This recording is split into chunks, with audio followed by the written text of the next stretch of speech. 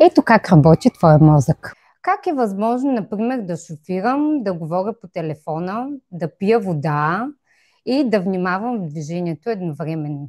Зигмунд Фройд сравнява човешкия ум с айсберг. Съзнанието е малката част над повърхността на водата, а подсъзнанието е огромната скрита маса под водата.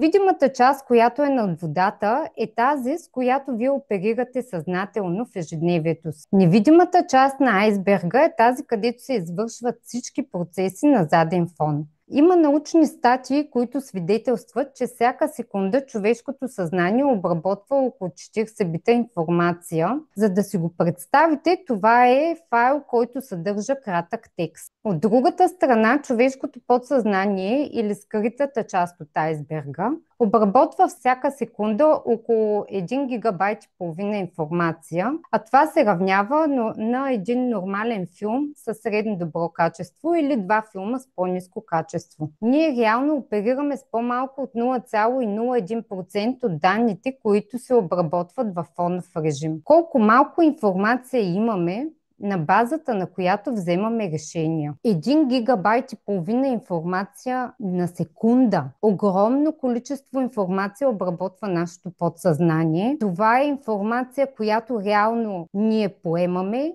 и обработваме без дори да осъзнаваме и без дори да използваме. Използваме само 0,01%.